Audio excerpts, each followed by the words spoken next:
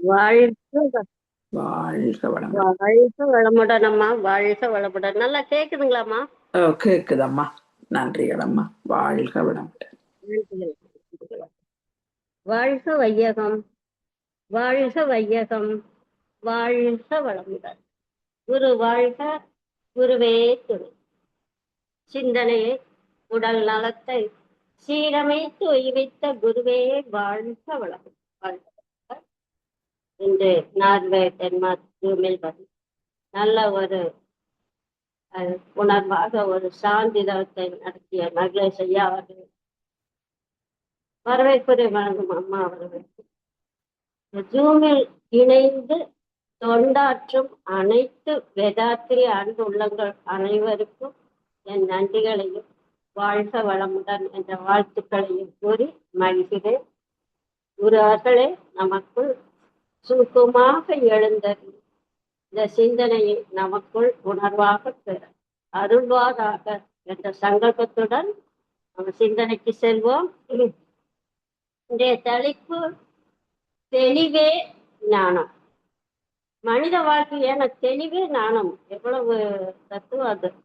மனித வாழ்க்கைக்கு வாழ்வின் நோக்கத்திற்கும் அமைதியாக நிறைவாக வாழ்வதற்கு ஒவ்வொரு மனிதனும் அறிந்து உணர்ந்து கொள்ளக்கூடிய தத்துவமே ஞானம்.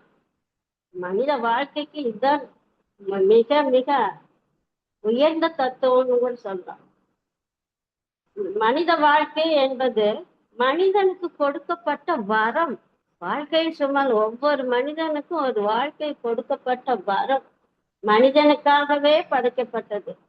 வாழ்க்கை என்றால் என்ன அல்ல, எல்லாமே சந்தோஷமா இருக்கு. வாழ்க்கை என்றால் அதான் சொல்ல, வாழ்க்கை என்றால் ஆயிரம் இருக்கும், வாசல் தோறும் வேதனை இருக்கும், வாடி நின்றால் மாறிவிடாது. அது கண்டு துவண்டு விட்டு ஒண்ணு மாறிவிடாது. எந்த துன்பமும் நிரந்தரமா ஒரு தீர்வு காண வேண்டும். அதுக்கு அவரவர்கள் இதுதான் முக்கியம். அது அவரவர்கள் எடுக்கும் முயற்சி, விடாமுயற்சி, தன்னம்பிக்கை, விழிப்பு நிலை இவற்றை கொண்டு ஆராய்ஞ்சு தெளிவு முடிவு எடுக்க வேண்டும். இதுதான் வாழ்க்கை. இதுக்குதான் நானும் வேண்டும். ஏன்னா விடாமுயற்சி வேணும். முயற்சிங்கிறத விட்டுட்டு இல்ல, விடாமுயற்சி. ஒண்ணு நம்ம புரிஞ்சுக்கணும், ஒண்ணு தெரிஞ்சுக்கணும்னு அதை பத்தி ஆழ்ந்து விடாமுயற்சி வேணும். அதுக்கு தெளிவு முதல்ல தன்னம்பிக்கை. அதுக்குனால நன்னம்பிக்கை கொள்ள வேண்டும். விழிப்பு நிலை வைத்துக்கொண்டு மனம் ஆராய்ச்சி தெளிவு முடிவு எடுக்குமே 10 படி. அதை கொண்டு நம்ம எதை சிந்திக்க வேணும்னு மாதிரி சொல்றாரு. அதான் ஞானத்துக்கு விடாமுயற்சி. இது இப்ப மனிதர்கள் எல்லாம் எல்லாரும் ஒரே மாதிரி இருக்காங்களா? எல்லாருமே இந்த நிலையில இருக்காங்களா? எல்லா மனிதர்களும் மாறுபாடுதான் இருக்காங்க. இது பொதுவாக இது கருட ஒரு புராண கதை வருது. 3 விதமாக புராண கதையில் சொல்றாங்க. 3 விதமாக மனிதர்கள் வாழ்கிறார்கள் அப்படின்னு. என்ன சொல்றாங்க அப்படின்னா, 3 வித பறவையும் அதன் குஞ்சுகள் போல வாழ்வு மக்கள் ஒருத்தர். பறவையும் குஞ்சு போல வாழ்றவங்க ஒருத்தர். பசுவும் கன்று போல வாழ்வோர் மக்கள் இருக்காங்க. கணவனும் மனைவியை போல வாழ்பவர்கள் மூன்றாவதாக. இப்படி 3 வகையில மனிதர்கள் இருக்குன்னு கருடர் மகாவிஷ்ணு கூறுற மாதிரி ஒரு புராண கதையை சொல்றாங்க.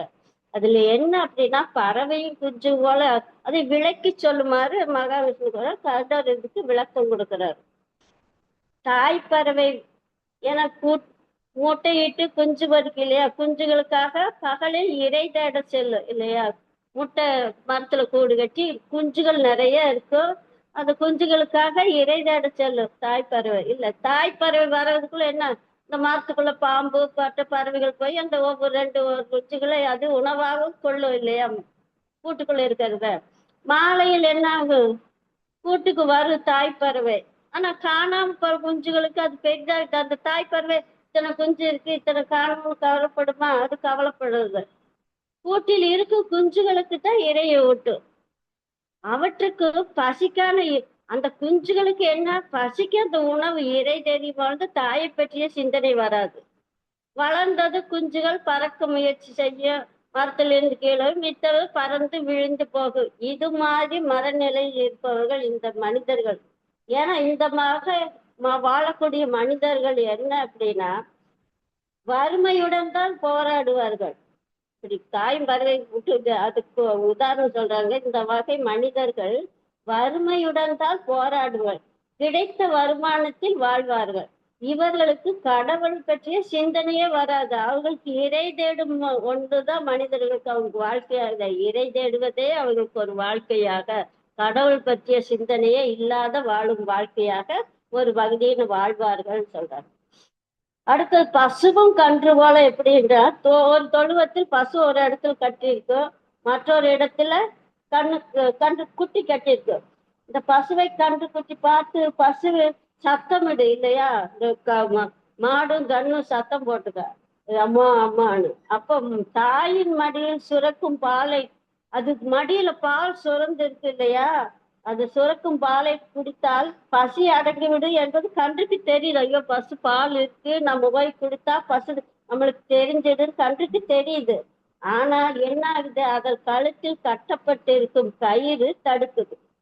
கயிறு இழுத்து இழுத்து பார்த்து ஏங்கு, ஐயோ கட்ட முடியல, இழுத்து இழுத்து பார்த்துட்டு ஏங்கு, ஐயோ பிடிக்க முடியல. இது போல இரண்டாம் வகையினர். கடவுள் சிந்தனை இருக்கும், ஏன்னா பசி தீருங்கிறது தெரியுது, கடவுள் சிந்தனை இருக்கு, அவரை அடைந்தால் வாழும் சுகம் பெறும் என்றும் தெரியும்.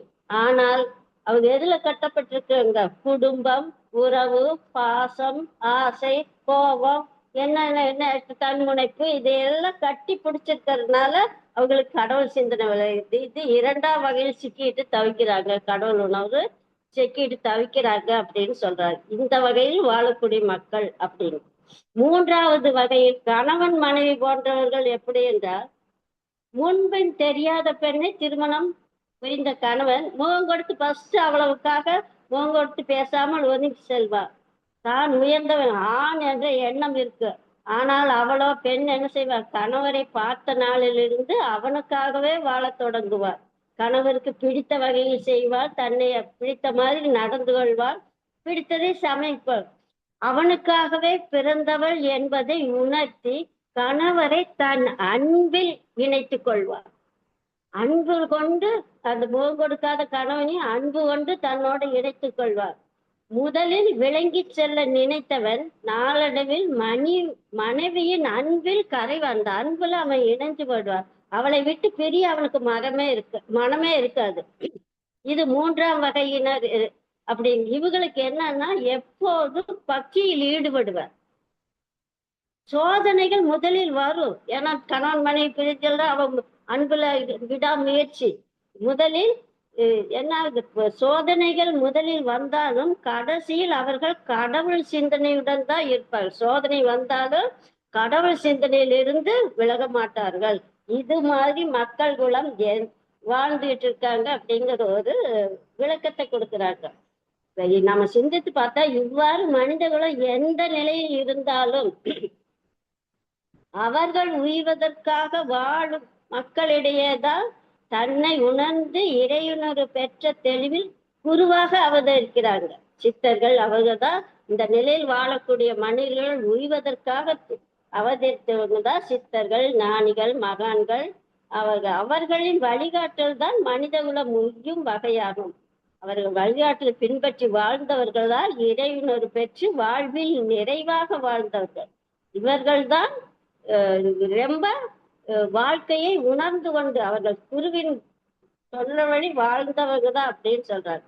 அதுக்குதான் திருமூலர் ஒரு சொல்றாரு இல்லைங்களா, தெளிவு குருவின் திருமேனி காண்டல், தெளிவு குருவின் திருநாமம் செப்பல், தெளிவு குருவின் திரு வார்த்தை கேட்டல், தெளிவு குரு உரு சிந்தித்தல் தானே என்று தெளிவின் அவசியத்தை, குருவின் அவசியத்தை குறிப்பிட்டிருக்காங்க இல்லையா. இப்ப இதோட என்ன அப்படின்னா, திரு என்பது என்ன, தமிழில் நேரடியாக இறைவனை குறிப்பிடுவதற்கு திரு அப்படின்னு சொல்லுவாங்க. இப்ப குருவின் திருமேனி காண்டல் அப்படின்னா இறைவன் குரு வடிவமாக நமக்கு அமைந்துள்ளதை உணர்ந்து கொள்ள வேண்டும். அதுக்குதான் குருவின் திருமேனி காண்டல்னா குரு வேறு இல்ல. விநாயகராக உள்ள ஔவையார் கூட குரு உருவாகி குவளையம் தன்னில் சிறப்பென பொருளென எனக்கு உணர்த்துன்னு ஒரு பாடியிருப்பாங்க. குரு வடிவாக இறைவன் தான் குருவாக வந்திருக்காங்க அப்படிங்கிறத நம்ம புரிஞ்சு கொள்ளணும். குருவின் திருமேனி காண்டல் அடுத்தது குருவின் திரு நாமம் செப்பல். திருங்கிறது இறைநிலையில இறைவெளியை பற்றி குரு சொல்லிய வண்ணம். அது என்ன சொல்லியிருக்காங்க? கும் இருட்டு பிரம்மம் எத்தனை மாதிரி சொல்லியிருக்காங்க இறைநிலைக்கு விளக்க. அவர் முழுமையான தன்மையை விளங்கி கொள்ள வேண்டும். அவங்க சொன்ன அந்த இறை தத்துவத்தை முழுமையாக விளங்கி கொள்ள வேண்டும் சொல்ற. அதுதான் குருவின் திரு நாமம் செப்பல். அடுத்தது குருவின் திரு வார்த்தை கேட்டல். இறைநிலையின் பரிணாம சரித்திரத்தை சொல்லியிருக்காங்க இல்லையா? இறைநிலை அழுத்தம் என்னும் முந்து ஆற்றல் ஒன்றை கொண்டே அணு முதலாயாங்க. அது குருவின் விளக்கியவாறு கேட்டு ஆராய்ந்து உணர்ந்து கொள்ள வேண்டும். அதுதான் குருவின் திரு வார்த்தை கேட்டல் அப்படிங்கிறத நம்ம நினைவு கொள்ளணும். குருவின் திரு உரு சிந்தித்தல். குருதான் நம்மளுக்கு இறைவா உன்னை நான் ஒரு பாடல் சொல்லிப்பார். இறைவா நான் என்னை அறிய வேண்டாம் எந்த குருவாய் வந்தாய் மகிழ்ச்சி சொல்லியிருக்காங்களோ. இறைவன் வேறு குரு வேறு கிடையாது என்பதை நாம உணர்ந்து கொண்டு அதுக்குத்தான் தெளிவு குருவின் திருமேனி காண்டல் இவ்வளவு சொல்லியிருக்காங்க. தெளிவு குருவின் திரு நாமம் செப்பல். குரு என்ன? குரு அப்படிங்கிறது இறைநிலை. அவர் சொன்னது அந்த தத்துவத்தை நம்ம உணர்ந்து தெளிவு பெற வேண்டும் தான் திருமூலர் இந்த 4 வரியில நம்மளுக்கு இவ்வளவு விளக்கம் சொல்லியிருக்கோம். இப்ப தெளிவு அப்படின்ற நம்ம சும்மா சாதாரணமா புரிஞ்சுக்கலாம். தெளிவு என்றால் என்ன? ஒரு பொருளை பற்றியோ ஒரு நிகழ்ச்சியை பற்றியோ இறைநிலை பற்றியோ வாழ்க்கை எதை பற்றியோ நம்ம சந்தேகம் இல்லாமல் குழப்பம் இல்லாமல் முழுமையாக தெரிந்து கொள்வதுதான் தெளிவு.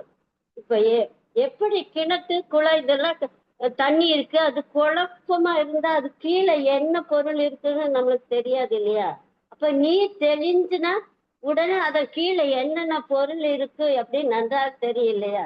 அதுபோல நமக்கு எதை பற்றியும் தெளிவாக தெரிந்து கொள்ள வேண்டும் அப்படிங்கிற தெளிவு. குழப்பமே இருக்கக்கூடாது. தெளிவாக அறிந்து கொண்டால்தான் உணர்ந்து கொள்ள முடியும். அப்பதான் வாழ்க்கையை நாம பயன்படுத்தவும் முடியும். அப்போ நம்ம சிந்திக்கலாம் எவற்றையெல்லாம் பற்றி நம்மளுக்கு தெளிவு வேணும் இல்லையா? எவற்றையெல்லாம் தெளிவு வேண்டும். முதலில் நம்ம உடலை பற்றிய தெளிவு புரிந்து கொள்ள வேண்டும். ஏன்னா இந்த உடல் ஆரோக்கியம் தான் ஞானம் பெறுவதற்கே இந்த உடல் தானே தேவை. உடலால் அறிய உடம்பால் அறிய திறம்பட ஞானமும் பெற மாட்டான்னு சொல்லுவாங்க இல்லையா?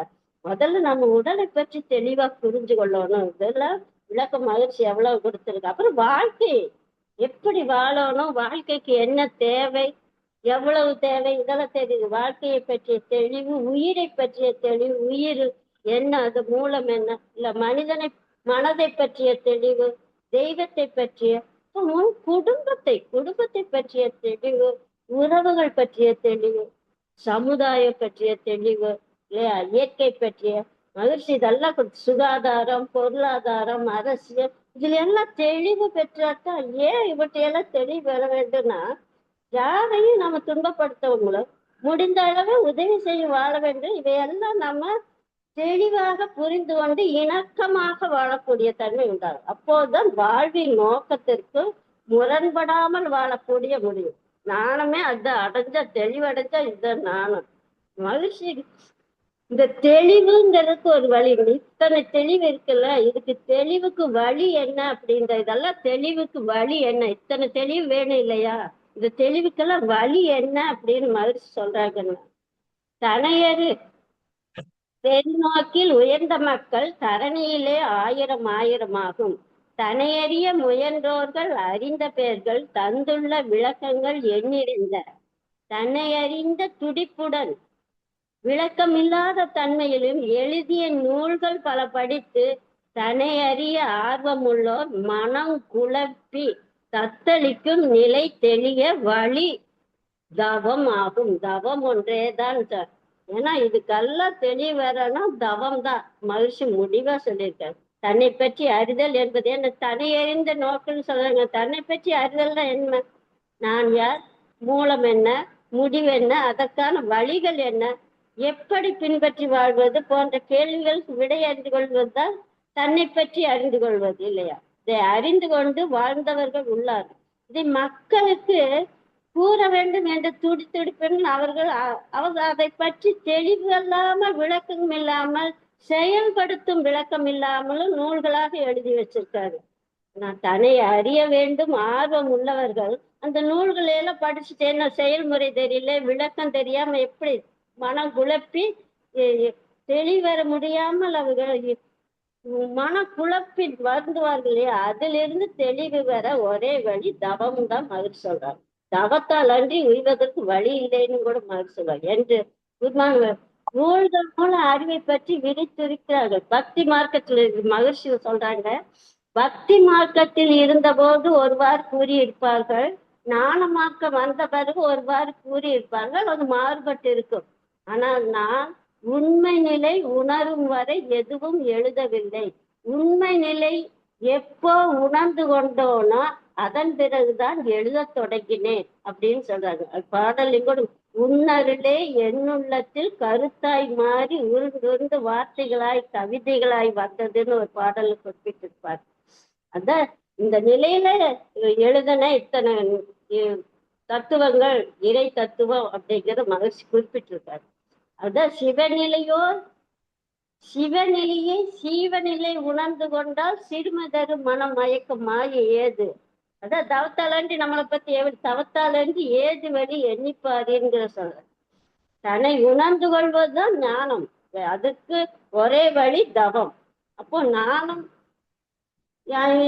அதுல 2-3 வித்தியாசம், ஞானம் அஞ்ஞானம் விஞ்ஞானம் இப்படியெல்லாம் குறிப்பிட்டிருக்காங்க. ஞானம் என்றால் மகிழ்ச்சி எளிமையாக சொல்றாங்க, அறிவை அறிந்த தெளிவு என்று குறிப்பிடுறாங்க. மகிழ்ச்சி அறிவை அறிந்த தெளிவுதான் ஞானம். இவற்றை அறியாத நிலை அஞ்ஞானம். இப்ப விண்ணை பற்றி அறிந்த நிலை, பிரபஞ்சத்தை உணர்ந்த மட்டும் நிலை விஞ்ஞானம். அதுக்கு முன்னா பின்ன அதை உணராத நிலை விஞ்ஞானம், விண்ணை பற்றி மட்டும். அதற்கு அடுத்தது குறிப்பிடுறாங்க, பக்தி யோகம் முக்தி ஞானம்ங்கிற இந்த 4 ஸ்டெப் வரணுங்கிறாங்க. அறிவை அதுதான் சொல்றாங்க, அறிவுக்கு அடிமையாவதே பக்தி. அறிவுக்கு அடிமையாவதே பக்தி. அறிவை அறிவால் அறிய பழகுதல் யோகம். அறிவை அறிவால் அறிந்த நிலையே முக்தி. அவன் நீ ஒன்றாய் அறிந்த இடம் அறிவு முழுமை அது முக்தி குறிப்பிட்டிருக்காங்க இல்லையா? அறிவை அறிந்தோர் அன்பின் அறமே ஞானம். அறிந்தது சிவம் மலர்ந்தது அன்பு குறிப்பிட்டிருக்காங்க இல்லையா? இப்ப என்ன அதுலனா பக்தி மார்க்கம். அது பக்திங்கிறது நம்பிக்கை இல்லையா? நமக்கு மேலாக ஒரு சக்தி இருக்குது என்று நம்பிக்கை வேண்டும் புரியுது. கடவுளை வணங்கும் போது சொல்லி கருத்தினை ஒற்றுப்பார் கருத்தை கடவுளாய் நிற்கும் காட்சியை காண்பான்னு சொல்லுவார். நம்முடைய எண்ணம் தான் வேண்டுவது, காட்சியாக காண்பது நம்ம எண்ணம் தான். எண்ணம் அறிவுதான் இல்லையா? இந்த அறிவை கொண்டு அந்த சக்தியை பேரறிவோடு சேர நினைப்பதுதான் யோகம். இந்த நிலையில் உடல் வரையில் எல்லை கட்டிய அறிவை சிற்றறிவை பேரறிவு நிலையில் உணர்ந்த நிலைக்கு முக்தி. சிற்றறிவு பேரறிந்த உணர்ந்த நிலைக்கு முக்தி. இந்த அறிவை பற்றிய தெளிந்த நிலையில் இயற்கை உலகம் உயிர் எல்லாம் பேரறிவின் வெளிப்பாடு என்று உணர்ந்து கொண்டு வாழும் வாழ்க்கை தான் நான். எல்லா உயிர்களிடத்தும் அன்பாக வெளிப்படும் இறை காட்சியாக கொண்டு யாருக்கும் துன்பமில்லாமல் துன்பப்படும் உயிர்களுக்கு உதவக்கூடிய அற வாழ்க்கையாக மாறிவிடும். இந்த வாழ்க்கை தான் ஞானம் பெற்ற வாழ்க்கை. பெற்றதின் அடையாளமே சொல்ல. இந்த மார்க்கத்தை உணரத்தான் தவம் வேண்டும். இதை உணர்வதற்கு மகிழ்ச்சி தவம் தவம் தவம்ங்கிறார். ஐம்புலன்கள் வழியாக அறிவு பல நாள் இயங்கி அலைந்து அழுத்து போச்சுங்கிறார். நிம்மதியை தேர்ந்த அந்த நிலை அறிய அந்த நிலையை அறிந்த குரு அருளால், குரு வேணும் இந்த பாடல். நினைவுதனை இம்மென்று உறுத்தி அங்கே எழும் ஜோதி சுடருடைந்து இன்பங்கள் சும்மா இருக்கின்ற முறை பழகுவதே தவமாகும். இந்த தவத்தின் பயனே ஞானம் அப்படின்னு குறிப்பிட்டிருக்காங்க. இந்த கவியில் நமக்கு முக்கியமா மகிழ்ச்சி குறிப்பிடுறது குருவின் அவசியத்தை குறிப்பிடுறாங்க. குரு அருளின்றி திருவருள் கிடையாது என்று சொல்வாங்க இல்லையா? தன்னை உணர்ந்த நிலையில் வாழும் தனிக்கருணை வடிவமான குருவை அடைய வேண்டும்.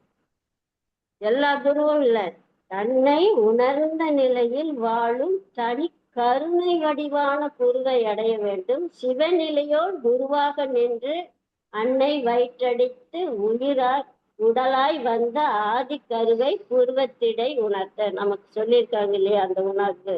பின்னே நீ அவ்விடத்தில் நிலைத்திருக்க, இது நம்ம பயிற்சி, இது முயற்சி, இதுதான் நமக்கு வேணும். அவ்விடத்தை நிலைத்திருக்க உந்தன் பேதமற்ற நிலையை கடவுளாய் தோன்றும். எவ்வளவு எளிமையா நம்மளுக்கு. அதுதான் நம்ம முயற்சி, பழக்கம், விடாமுயற்சி, தன்னம்பிக்கை, இதெல்லாமே புருவத்திடை நிறுத்தும் போது நமக்கு தேவை. அப்பதான் அந்த பேதமடைந்த அந்த நிறைவே கடவுளாய் தோன்றும் மகிழ்ச்சி கொண்டிருப்பார். இந்த நிலையில் சேரவாரி ஞானம் அப்படின்னு கூப்பிடுறாங்க ஒரு பாடல்ல. இந்த நிலையில் சேரவாரி ஞான மார்க்கம் பெறலாம் அப்படிங்கிறார். அதுல என்ன, பல நாள் தவம் செய்து கனல் மிகுந்த பக்குவமும் தனையறிந்த நிலையும் கொண்டு நலம் ஒன்றே பலமான ஞான மார்க்கம் நாடி நிற்கும் எவருக்கும் அவர் அறிவிற்கேற்ப சில நாளிலே ஜீவனையே சிவனாக காணும் சிந்தனையின் சிகரத்தில் கொண்டு சேர்த்து உலக சமாதானம் பெருந்திட்டம் காட்டி உயர் நாணம் உணர்த்துகின்றே கொள்வீர் வாரீர் அப்படின்னு கூப்பிடுறாங்க. மகளிர் எல்லாம் பல நாட்கள் தவம் செய்து அவங்க குரு அந்த நிலையில் இருக்கணும். அதுதான் சிவனையே சிவன பேதமற்ற உந்த நிலையே கடவுளாக தோன்றும். நம்மளுக்கு எளிய முறையில் எவ்வளவு கொடுத்திருக்காங்க. ஆனா நம்ம எப்படி வாழ்றோம்? மக்கள் எந்த நிலையை தேடிட்டு இருக்கோம்? அத தேடுகின்ற பொருள் என்ன நம்மளுக்கு தெரிய மாட்டேங்குது. மனிதகுலம் தேடுகின்ற பொருள் என்ன? ஆனா கிடைக்கும் இடம் எது? கொடுப்பவர் யார்? தெரியாம தேடிக்கிட்டு இருக்கோம். உருக்கமுடன் தேடுகின்ற, புரியாமல் உளம் நொந்து வாடுகின்ற. நாணம் அதை ஒடுங்கி நின்று காணும் அதை விரிந்து காணால். புறத்தே தேடிக்கிட்டு இருக்கோம். எது வேணா புறத்துல வெளியில தேடிக்கிட்டு இருக்கோம்.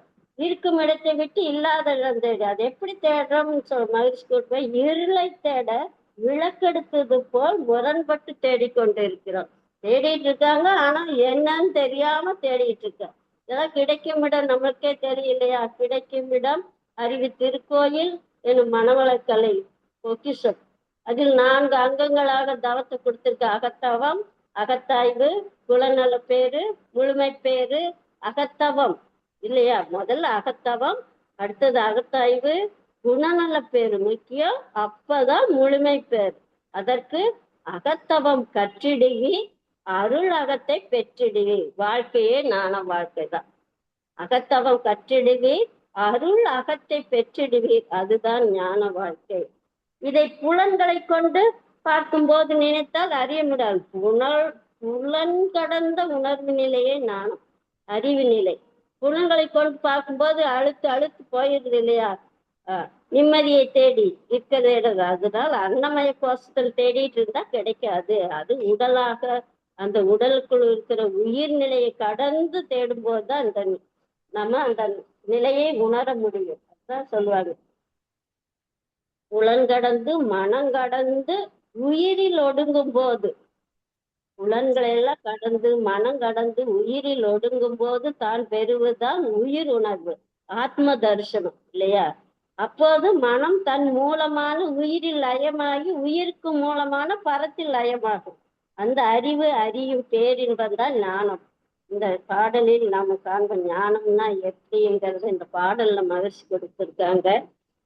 ஞானம் என்றால் மன இயற்கை இயல்பறிந்து நான் என்ற இயற்கை தத்துவம் உணர்ந்து மோனம் ஒன்றாகி மோகாதமாகி மூவிரண்டு குணங்களால் பரிணாமத்தால் ஆன பொருள் அனைத்திலும் தான் அறிந்து நிற்கும் அளவாயும் அமையும் அறிவு எல்லை கண்டு. இதுதான் நம்ம எவ்வளவு எளிமையா கொடுத்திருக்காங்க பாரு. அறிவு எல்லை கண்டு மானம் மரியாதை உடல் ஒழுக்கம் காத்து மனிதரிடை மனிதராக வாழ்வுதான் நான் காட்டுக்கு போக வேண்டியதில்லை.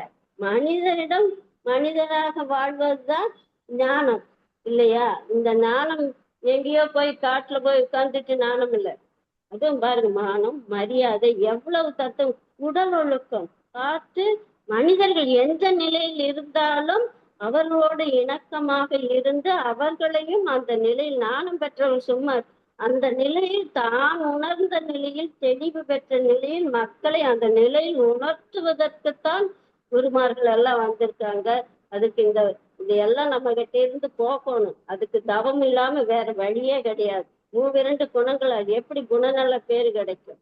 அந்த பேராசை, இதிலிருந்து விலை பேராசை, சீனம், கடும்பற்று, அவமதிப்பு, அதிகார போதை, இதெல்லாம் நம்மகிட்ட இருந்து விடுபடும் போதுதான் நம்மளுக்கு ஞானம் அப்படிங்கிறது கிடைக்கும். அத அறிவாக செயல்படுத்தக்கூடிய நிலையும் நம்மளுக்கு கிடைக்கும். அதற்கு குரு அருள் வேணும் அப்படிங்கிறத தெளிவாக நம்ம புரிஞ்சுக்கணும். குரு அருள் தவ வாழ்க்கை வாழும் போதுதான் நம்ம ஞானம் அடைஞ்சதுக்காக அடையலாம். அது மாதிரி நிறைய ஞானிகள் சித்தர்கள்லாம் இந்த விளக்கங்கள் தான் கூறியிருக்காங்க.